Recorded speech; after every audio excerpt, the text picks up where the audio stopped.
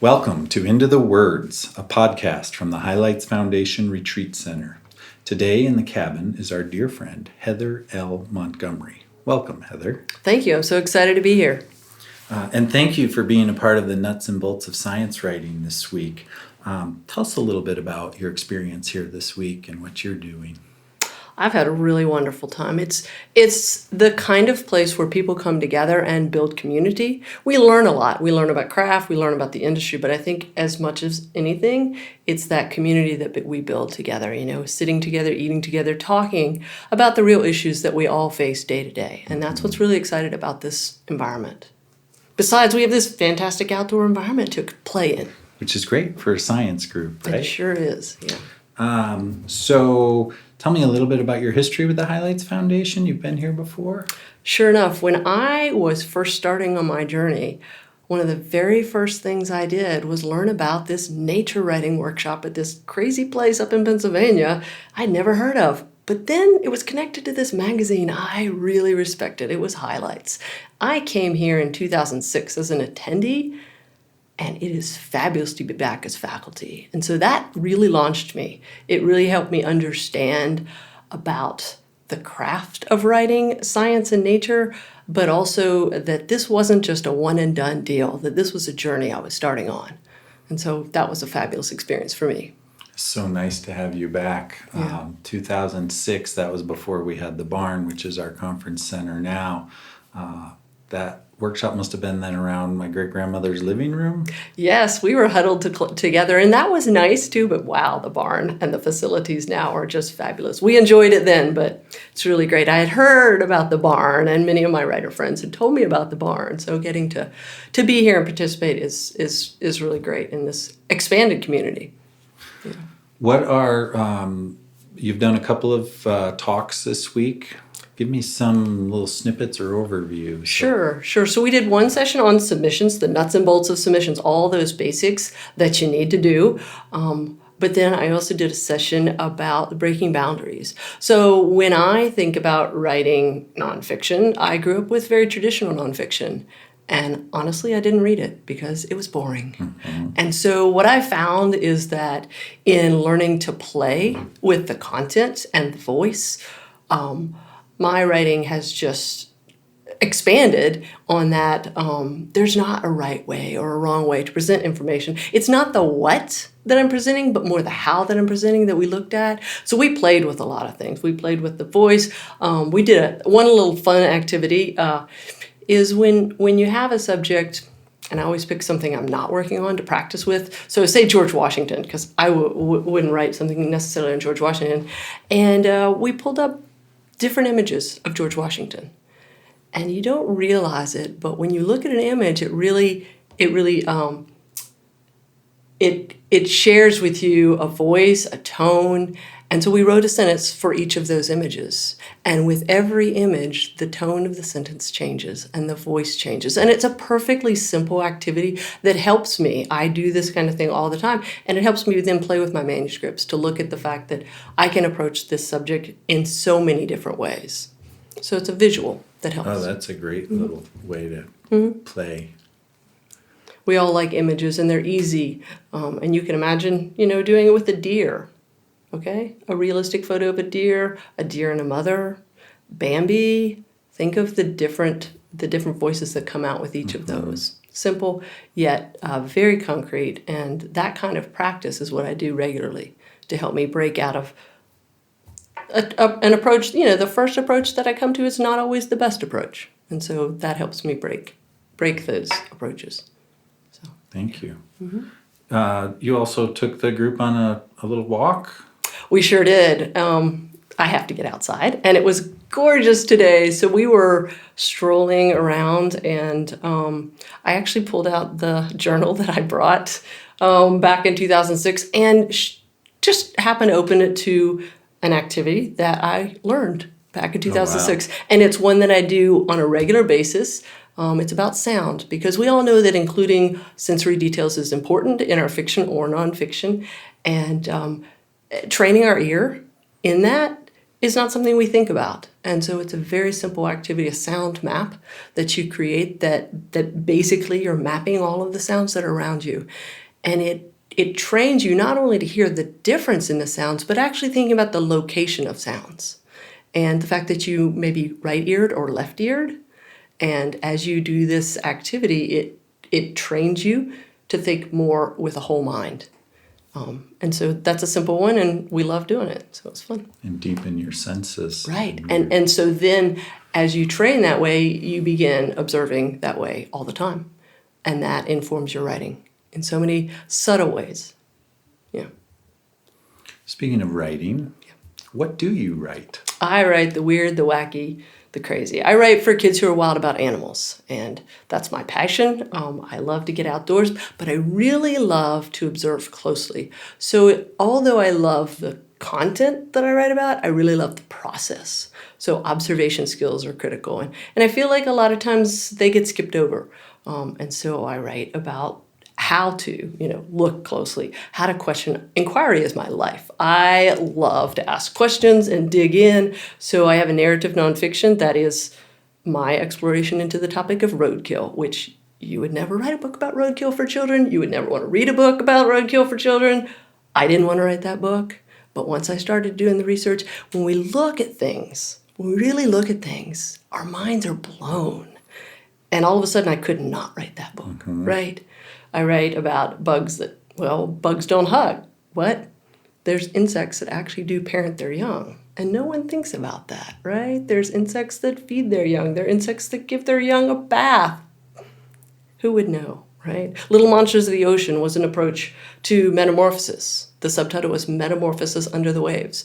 Kids learn about metamorphosis all the time, and butterflies and frogs are great, but they're kind of overdone. And so I thought, well, wait, there's all of these phenomenal things in the ocean. A jellyfish kid does not look like a jellyfish at all. Totally different, but nobody knows that, right? So there's another young juvenile in the ocean that stands up on top of jellyfishes and surfs on jellyfish and eats their stingers. And how does he do that? And guess what the scientists learned by looking at their poop? Well, learned how they ate their stingers without getting stung. There's just amazing stuff out there. So that's what I like to write about. And those sound like topics that are fun for kids, and you've made them accessible and fun. Right. There is an idea that science is boring. There is nothing in science that is boring. It's been approached in a boring way. And so as a writer, my job is to find the fun, right? And it's easy in science. Like, I don't see that as a challenge. It's so simple because everything is amazing in our natural world. It's great. It's great work. So talk to me, do you have a writing practice? You mean as far as what I do on a daily basis? Yeah. I try to stretch myself. I am not very regimented in terms of practicing on a real regular basis, but I try to practice these activities that I'm describing anytime I can. Like, I'm walking down the trail and I'm doing a sound map in my head. And so as I do these, they just become part of me. And I don't see them as exercises anymore because they're just how I think, right? I ask questions all the time. It's just who I am. And so it's less official practice and more just how my mind works. I do try to write in the morning and do everything else in the afternoon. That works well for me as far as a schedule. It's just the way my brain works a little more creatively in the morning. I hear you. Yeah. And we've heard that from a couple of people who we've talked to on the podcast about whether it's the actual sitting in front of your computer writing or whether it's going to the grocery store or going about your daily life, that continual churning in your mind of story and observation. Yeah, and I think everybody functions differently. I'm a person who does deep research. That's my jam, is digging in and researching. But as I'm researching, I'm really writing in my head. I research for a prolonged period. And, I don't draft for a very long time. And people are sometimes like, Heather, you have a deadline. Aren't you drafting yet? I'm like, no, because I'm putting it together in my head, and the discovery that occurs in the research is what keeps me going. It gets me excited. I have been known to write up in a tree because that's one of the places I like to be. But I also spend a lot of thinking time on my projects, and I do those in outdoor places. So I'm not officially writing, but that's part of the writing process for me, which is crucial. Yeah. I think that's an important distinction, that writing practice does not always mean Sitting in front of your computer. That's true. That's true. Another topic we like to talk about at the Highlights Foundation is mentorship. And I wonder if you have a thought where you've been mentored or how you've mentored others. Yeah, mentorship is huge. In fact, I have many people I can point to as mentors, and that is crucial. And it's wonderful to be a mentor to people. I am a participant in SCBWI. I'm a pretty active member there, and we have an official mentorship program in our region, and so I've been able to participate in that, and so that's an official way. But I would say that's a part of Kidlit in general, is mentorship in unofficial ways.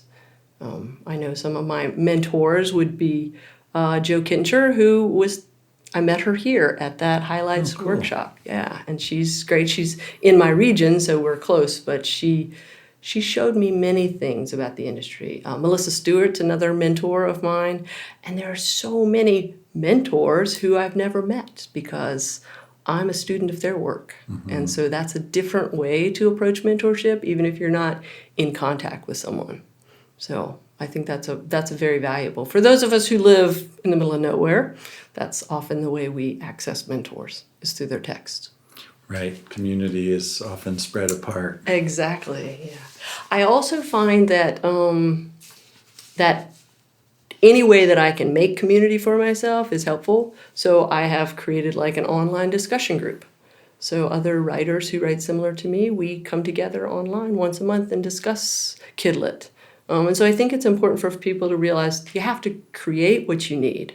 I needed that desperately. I have a lot of fiction writers in my area, but I didn't have any nonfiction folks, and I needed that. So I think building what you need is important.